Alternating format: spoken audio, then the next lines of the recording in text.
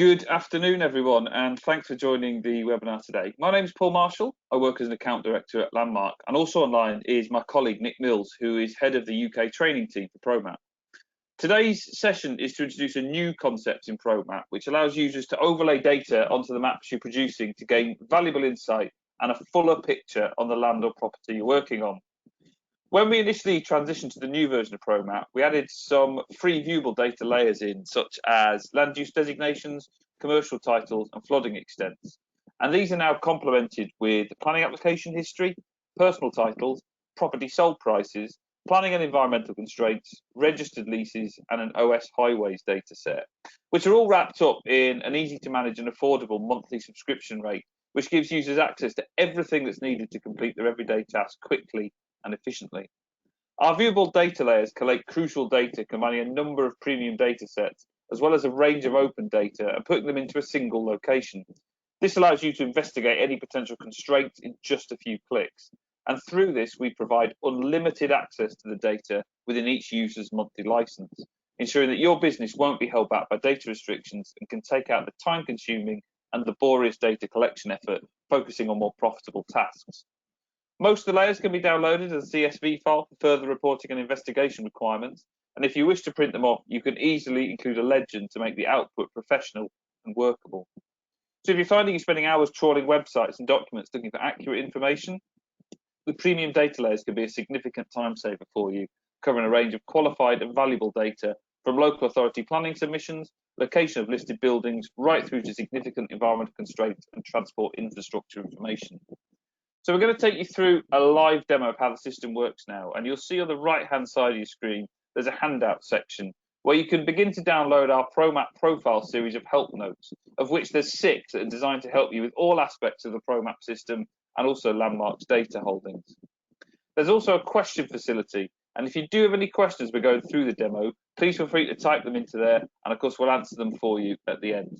Also, if any of you attending today would like a free trial of the layers for a month, our contact details will be on screen at the end, so please contact us on those to arrange. All right, so I'm going to hand over to Nick now, who will take you through the use of the Promap viewable layers. Nick, over to you. Thanks, Paul. Well, as Paul said, what we're going to do is concentrate on giving you a practical demonstration of how you would use those viewable layers within the Promap system, and also look at some of the functionality with the Promap system that complements the viewable layer data. Now, for the purposes of today, I'm going to be accessing Promap via Google Chrome. As you might be aware, the latest version of Promap can now be used on Windows or Mac operating systems and is available on all major browsers. Personally, I just tend to find Google Chrome runs quicker for me. That's the one, as I say, that I'm going to be demonstrating it on today. And when I go into Chrome, enter Promap initially takes me through to my main landing page. Launch the application in the top right-hand corner, which you might be familiar with. Paul mentioned the additional handouts on the right-hand side of the screen. You've also got access, even as early as this point, to our training center, where you will also find a number of other training guides, course companions, training videos, which will assist you with your use of the system as well. And you've also got access to this once you've got the application open also. So launch the application. We'll take you to the main login screen. Just enter your login details there. Once you've done that, it will then take you into the application itself. Now, when you initially go in, it will always start you on the open map player on the right-hand side of the screen. One of the various map players that's free to view, free to roam on the system. In fact, all the map players from aerial downwards in this list, free to view, free to roam. And the viewable layers are available on a number of these map players. From open map, vector map, local, aerial, and master map, I can use the viewable layers across all of those. And I'll demonstrate each of those layers as we go in, so you can see the sort of information that you will be dropping the viewable data layer against as a backdrop. The other thing that you'll find when you initially go in is it will always start you at this point in the country, a point in Birmingham, roughly a midpoint of the country, and a good starting point for a search. And as I say, on all the map players from aerial downwards in this list, I'm free to roam from one end of the country to the other, looking at the information that I need. As it's always been on the Promap systems, the top layer there, the OS Master Map Topography layer, that's the only one where you'll incur any sort of viewing or roaming charges within the system. But what I should mention there is we have very recently dramatically reduced both the viewing and roaming charges. So you'll be paying significantly less. Also, in terms of roaming, whilst we're on the topic, on that master map player, which as I say is the only one that has roaming limits, we've dramatically increased the amount of free roaming that you get. And that's gone from 1 kilometre squared up to 5.5 kilometres squared. So significantly more than previously. Now, in terms of the viewable layer data, obviously you need to open your map up to overlay that onto. Now you've got options here in the top left-hand corner of your screen on the taskbar there. We can search initially for new sites on the system. So I can search by address, tile, grid reference, and I've also got the option now to search by land registry title number as well. And as you'll see within the viewable layers section, land registry information is now available through Promap in a number of different formats. The land registry title search in that section there does work slightly differently from the other options. When you are searching by the address, the tile or the grid reference, it will always initially open up your map on the open map layer, the free to view, free to roam layer within the system.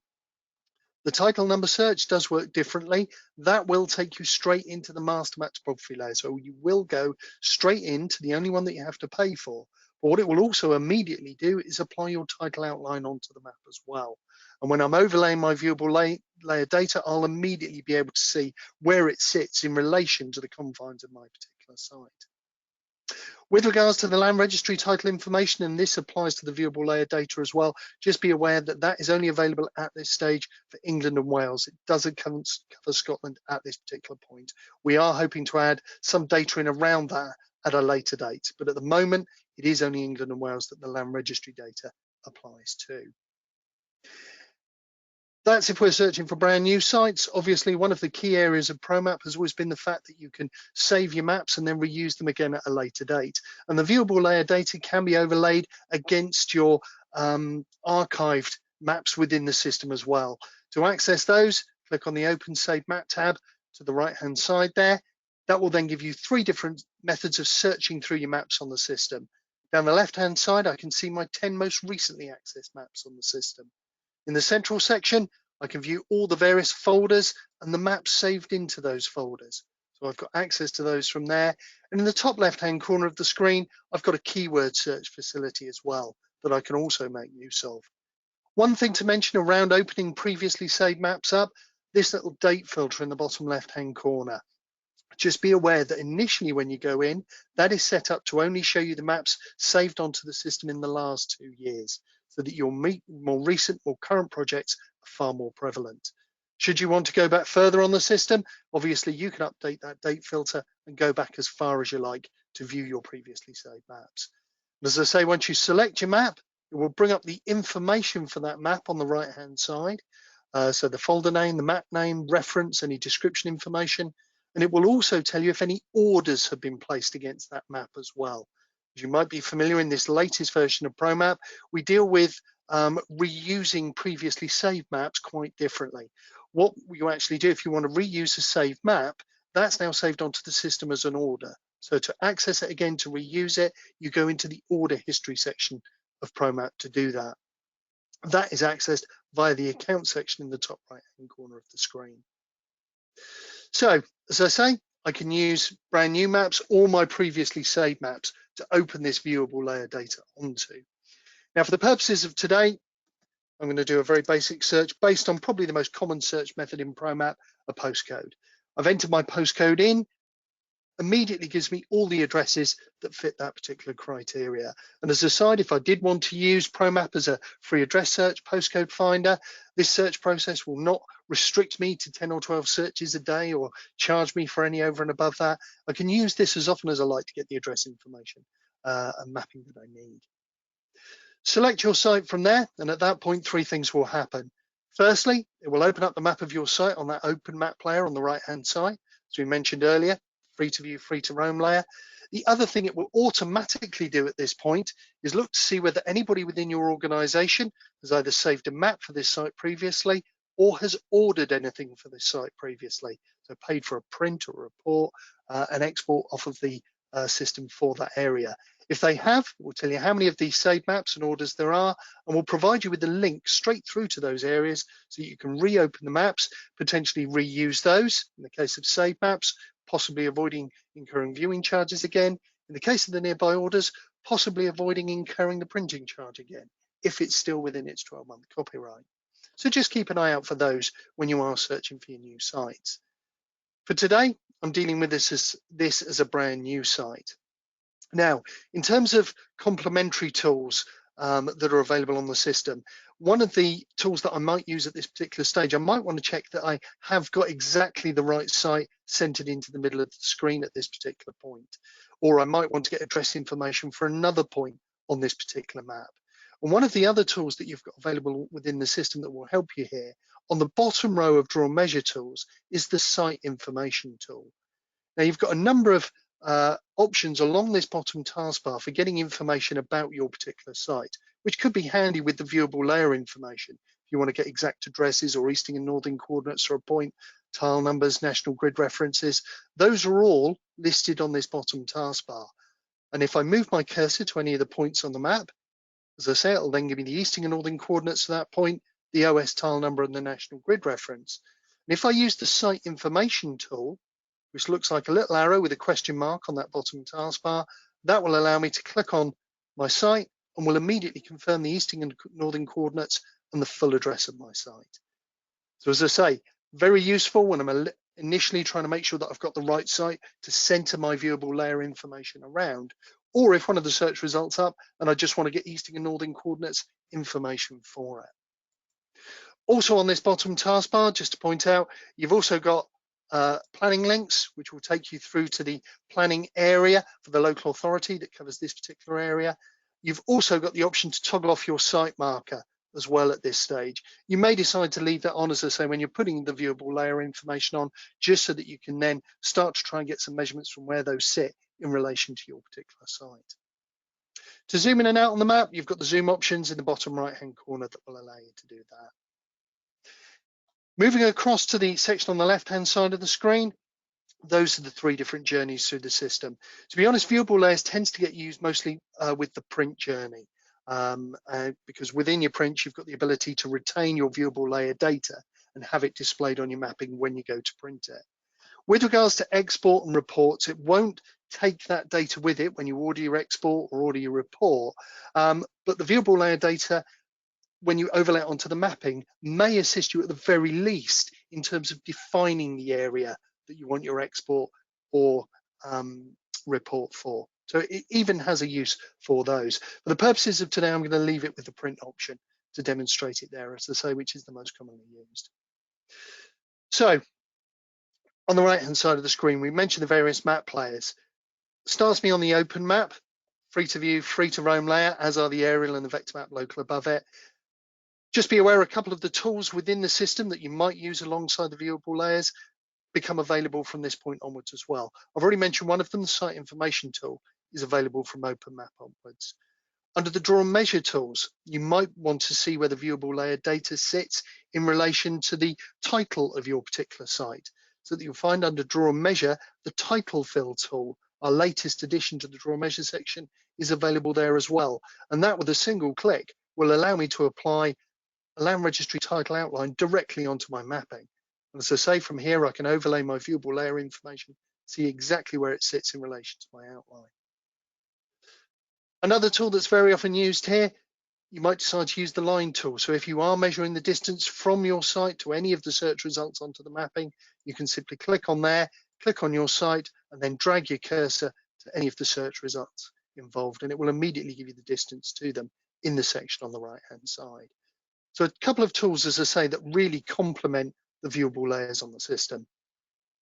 This particular map player will show you very high-level street-level information to overlay it against. So I've got major building outlines in the areas of woodland, water, and the road system. But it is quite basic. A layer that I tend to use more often, certainly if I'm looking at a street level, if I want street-level mapping and the viewable layer combined with it, is the vector map local. On this one, I get more defined building outlines, I get fences, field boundaries, pathways, cutting information, all of that is shown on there as well. But far more detail that I can work with. We do have one other free to view, free to roam layer before we get into the master map, the aerial layer. And effectively what I get here is one large aerial photograph covering the whole of the UK. Supplied by a company called Get Mapping, the same supplier that Google use. But we do differ from Google in a number of ways. Probably the most important one is if you are printing your maps. When you print your maps from Promap, they automatically come with the licensing for you to be able to use them commercially, to put them up on websites in particular as reports and so on. A lot of people aren't aware that Google Earth and Google Street View don't automatically come with that licensing. Technically, you've got to go to Google, pay for that additional licensing to be able to use them for that purpose. Within Promap, as I say, printing off the aerial layer, you automatically get that licensing.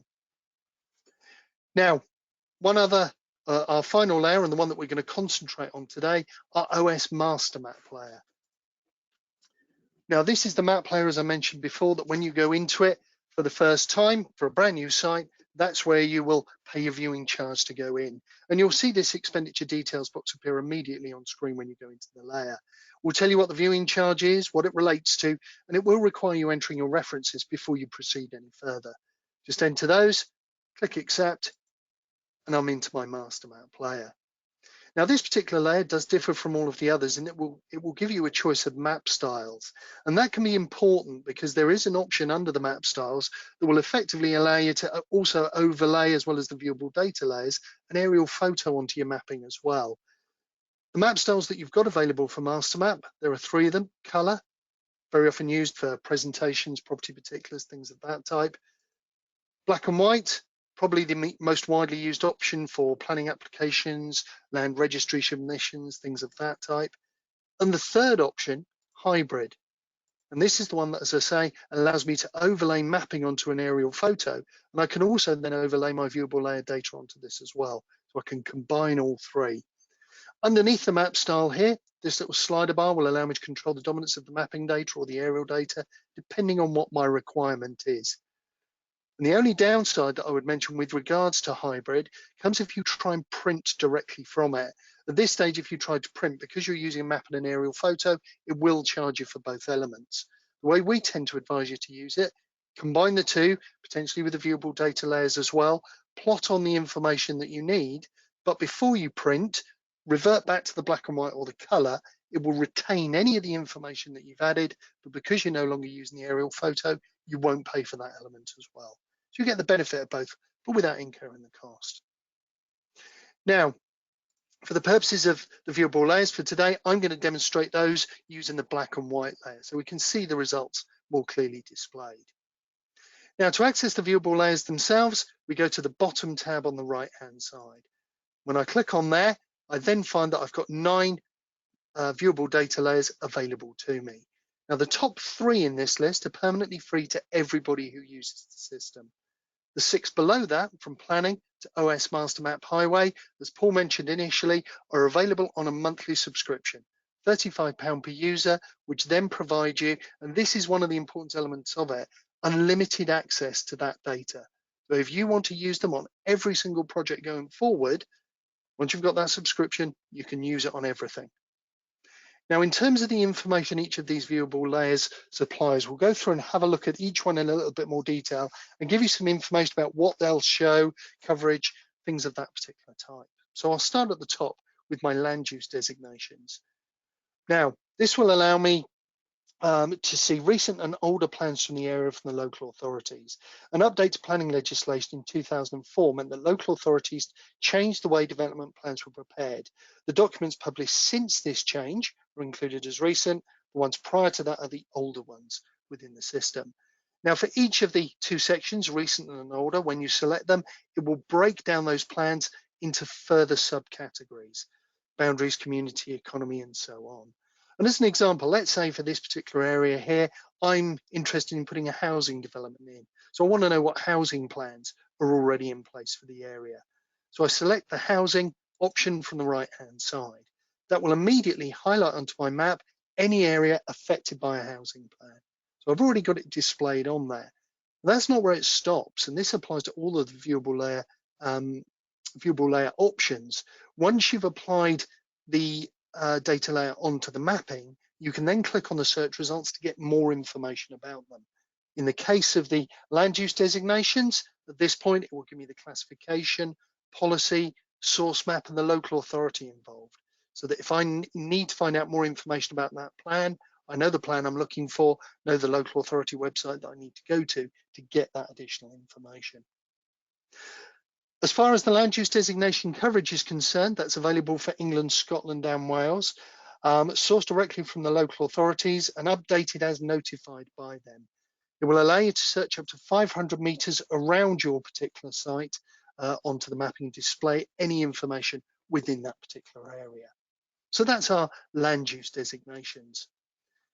We then come to our commercial titles. Now, the eagle-eyed among you may have noticed that commercial and personal titles are split out on the system. The reason for this, under the Data Protection Act, we can't show quite as much information for the personal as we do for the commercial. So they've been set up separately on the system. In terms of how you apply the data onto the mapping, however, they are very similar. Whichever one you click on, it will then invite you to add either the freehold, leasehold, or other titles. Other title is any land registry title currently awaiting classification by Land Registry. But once you select those from there, it will show the area that the titles refer to. Clicking inside that highlighted area will again then return more information for me. In the case of the commercial ownership, the title number, title type, the owner's name and address, and our own contact details there as well. As we mentioned before, with regards to all of the land registry data, we've got coverage within the system for England and Wales, and the information is sourced directly from Land Registry themselves. For the commercial titles, we have an update cycle. They're updated monthly within the system, and it will allow you to search up to 100 meters around your particular site. And as we said previously, when you're using the system for both personal and commercial, there's no limit to the number of searches that you can do using that particular data. So that's our commercial ownership titles. The other free option that you've got within the system is our flooding, and there's actually two elements to this. The first of these is our flood zones. So these illustrate the probability of flooding from rivers and the sea, but ignore the presence of any flood defences in the area. Select your flood zone options. It will allow you to overlay flood zones 2 and 3 onto the mapping. You can then see how they sit in relation to your particular site. Again, clicking on them will give you more information. It will give you the flood type, contact information. So I can obtain that from mapping and immediately see where it sits in relation to my site. And just referring back to the draw and measure tools a little bit earlier, flooding is one of the ones that's very often used in conjunction with that line tool that I mentioned. So if I want to know exactly how far a flood risk is from my particular site, click on the line tool, click on the property, drag my cursor across to the viewable layer result, flooding in this case that I'm interested in, and it immediately in the shape properties box on the right hand side shows me the distance to that particular risk. So as I say, that's our flood zone information. The other flood data set that you can overlay here is surface water flooding. So this indicates the overall extent for a surface water flood event and assesses flooding scenarios as a result of rainfall with a 1 in 30, 1 in 100 and 1 in 1,000 chance of it occurring in any given year. With regards to these, when you apply them onto the mapping, again, you've got your color scheme on there, so it will show you which element relates in relation to your particular site. And again, I could use the line tool to measure exact distances to these points on here if I wanted to. Now, one thing that the surface water flooding is quite good to demonstrate is one of the additional options that you have from a print perspective. Paul did mention earlier in the session that you can apply legends onto your print to indicate exactly what data is being shown. All you need to activate that once you've selected your viewable layer, if you go into the print options section on the left hand side and click on legend, it will immediately bring in a legend onto your map, which you can then reposition wherever you want it, detailing exactly what the information is displaying. So, as I say, another useful function tied in around viewable layers that I can utilize there. In terms of the update cycles and coverage for the flood information, for both the flood zones and the surface water flooding, the information is available at this stage for England and Wales, not Scotland at this stage. Again, something we are hoping to add at a later date. It's sourced from the Environment Agency, National Resources of Wales and other leading local flood authorities. The flood zones are updated on a quarterly basis, but the surface water flooding is updated as notified by the various data suppliers. As I say, regular update cycles built in for all of these. Now we've looked there at the 3 free viewable layers. The ones we're going to look at now are the ones that come under the subscription model. And the first of these is planning. So this gives me the option to view both residential and non-residential applications for my area. Each of the categories is split down further when you click on them. In the case of residential applications, to alterations, new builds up to 10, 50 and over 50 dwellings, and an unclassified section to mop up any applications that don't fall easily into the other 4. When you select any of those, it will apply your search results onto the mapping. For small applications, it will mark them on as icons, as the stars here. If you have more than one on site, you'll get the red circle indicating exactly how many applications apply to that particular property. For the larger applications, what it will actually do is show you the area that the application refers to, giving you a far clearer picture of exactly how much that might affect your particular site going forward. Now, with regards to the planning applications, again, when you click on them, you get more information about them. So you'll get the planning application ID number at the top. This is repeated again at the bottom, but the option at the bottom acts as a link, which I'll demonstrate in a second. Underneath the top option, it then gives you the submission date, summary, the decision, the address of the property. If it's one of these larger applications where we've been able to apply the polygon, the site area. We'll also give you the class of use, type, a description of the work that's being undertaken there. So I get quite a lot of information right from the off. If, however, I do need to see more, clicking on the link at the bottom, as I mentioned before, will take me into the local authority website where I can view that application in full. So if I also need to see any other additional documents related to it, related cases, comments, I can view all of those as well. Now, one other thing with regards to not only the planning applications, but the vast majority of the viewable layers, the only exception to this is the OS master map highway layer, which unfortunately isn't formatted in a way that we can actually provide this service. But for all of the others, so constraints upwards, not only have you got the ability to overlay them onto the mapping, but you can also download the data that they provide in an Excel spreadsheet. So if I want to capture, for example, all the planning information for this site, I've selected my options there. I then click on the download tab at the bottom of that section. That will then open up a download bar at the bottom of the screen. There is my spreadsheet on the left-hand side. Simply click on it, and it takes me in, as I say, to the spreadsheet, displaying all of my particular data from there. So in there, I've got all of, as I say, the various planning applications, along with the links through to the local authority website, so I can view that application in full, should I need to. So all of that available to me under planning.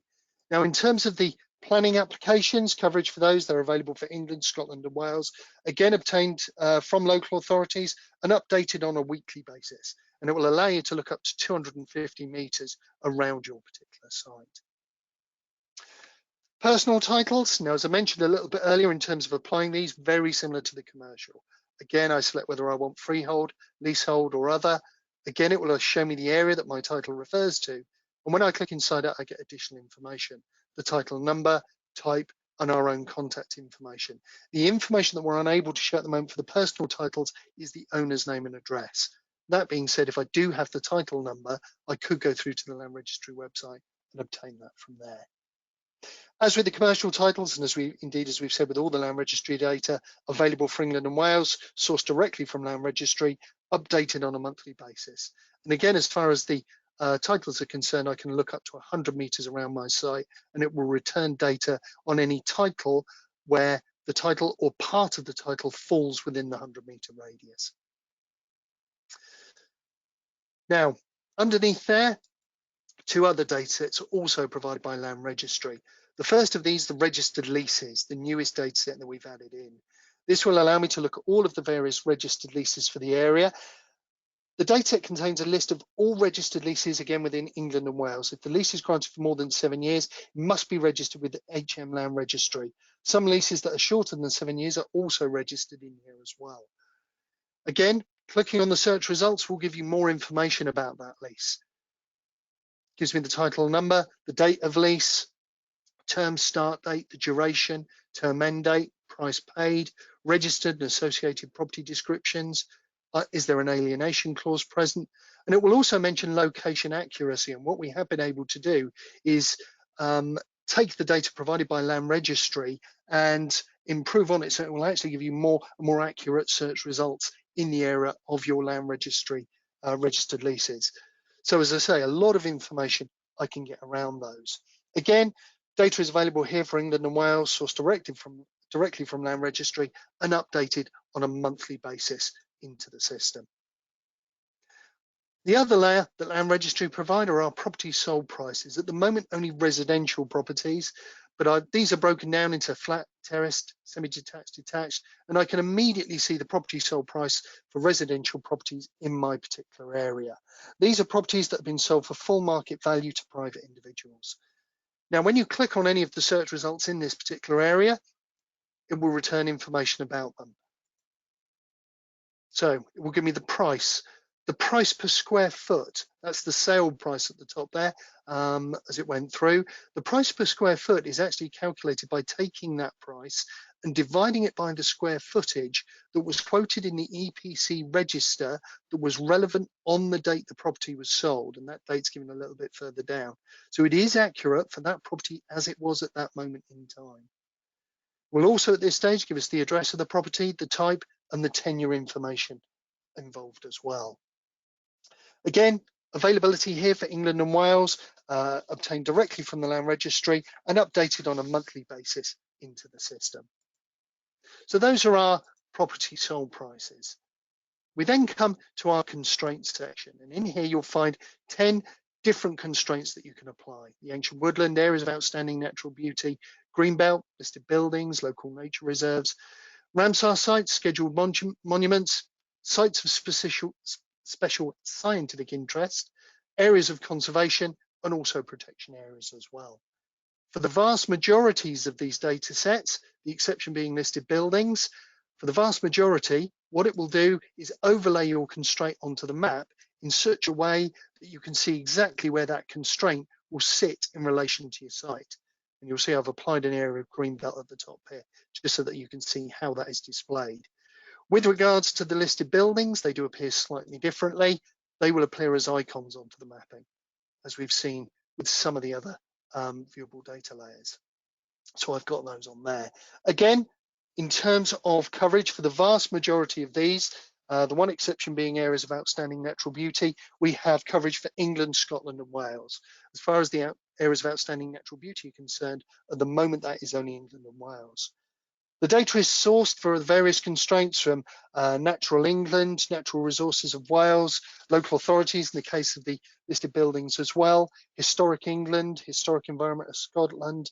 So there's a number of, as I say, providers that are feeding the data in to that constraint section. With regards to the constraints themselves on an update cycle point of view, the vast majority are updated biannually. The only one different to that is the greenbelt data. That's updated as notified by the local authorities involved. So, as I say, that's our constraint section. Now, the last of the viewable data layers that you can overlay onto the system is our OS master map highway. Now, the OS highways network brings together data from authoritative sources such as the National Street Gazetteer and also the OS large-scale road data to create one single authoritative view of the road network. And when you select that particular viewable data layer, it breaks the highway data down into the various different road types. Select the road type that you're interested in from there. It will mark it onto the mapping accordingly. You then click on the search results to get more information about it. And here it will give you the name, form of way, classification, state, street type, maintenance responsibility, and the authority currently covering that area. The information for the OS master map highway data is updated on a monthly basis again within the system, and we do have availability for this for England, Scotland, and Wales. All of the areas covered there. So those are the various viewable layers that we have available to you within the system. And we've also demonstrated a number of the tools within the system that complement the viewable layer data. We mentioned things like the title fill tool. We've Also mentioned the line tool to allow you to measure distances, and things like the site information tool to allow me to draw the address information off of the mapping as well. So, as I say, that is our viewable layer data. At this point, what I'll do is hand back over to Paul to just finish the presentation off, and we'll take any questions that you've got relating to those viewable layers. Paul, back over to you. All right, thanks, Nick. Well, hopefully that gives you all an idea of how the viewable layer work in Promap and how you could simply fit them around your standard workflow when you're using the system. The layers are now live in Promap, and should you wish to, you can subscribe straight away. And if we're in the middle of the month, as we are, your subscription will be prorated accordingly. If you do have any questions, please feel free to use that question facility on the right-hand side of the screen. Myself and Nick will stay online for a few moments and answer them for you. Or alternatively, we'll put some contact details on screen. So if you think of anything following the webinar, please feel free to contact us on those. Or if you'd like to trial the viewable layers for a month, then please also let us know and we can set that up and arrange it for you. There's a couple of questions I'm just going to answer before we finish up. Someone has asked me, how up to date are the planning applications on the system? Well, they're collected and updated on a weekly basis, and we map them into the system after that. It's not just ones that have been passed, but also ones that have been rejected, and some that are pending a decision too, which, of course, are updated as and when a decision is reached. I've also been asked, are there any restrictions to data when I'm data use within my monthly fee? Answer's no. Once you've paid your monthly fee of £35, you've got unlimited access to all the data sets for that month. There's no restrictions at all. Nick, one maybe you might want to demo if you're still around. Absolutely. Someone's asked us, do I have to be on MasterMap to view the data layers?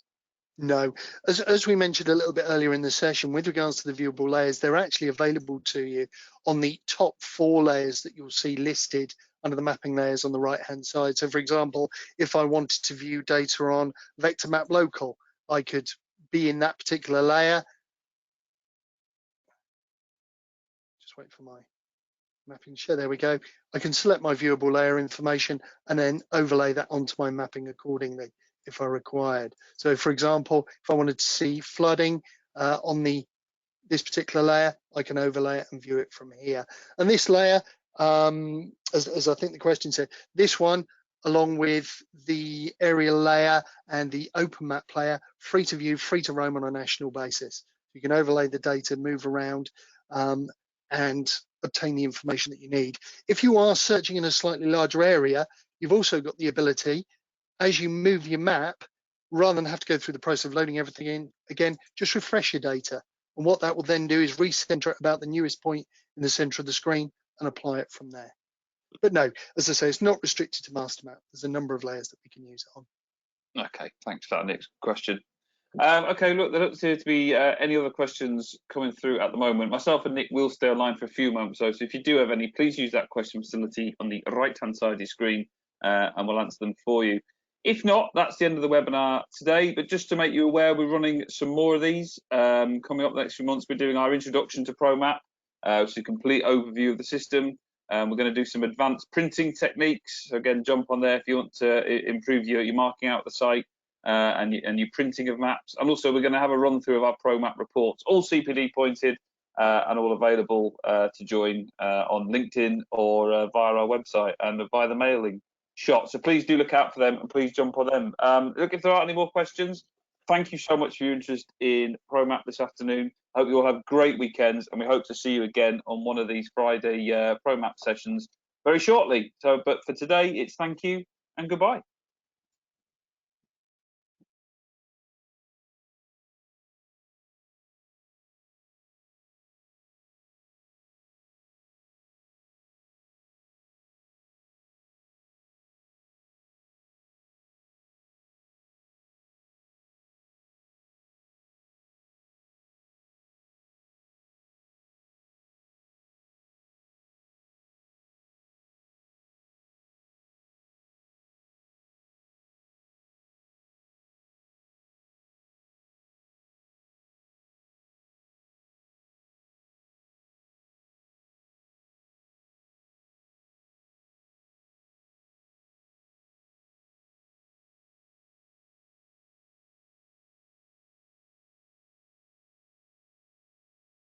Okay, doesn't appear to be any more questions coming through. So we'll finish the session there for today.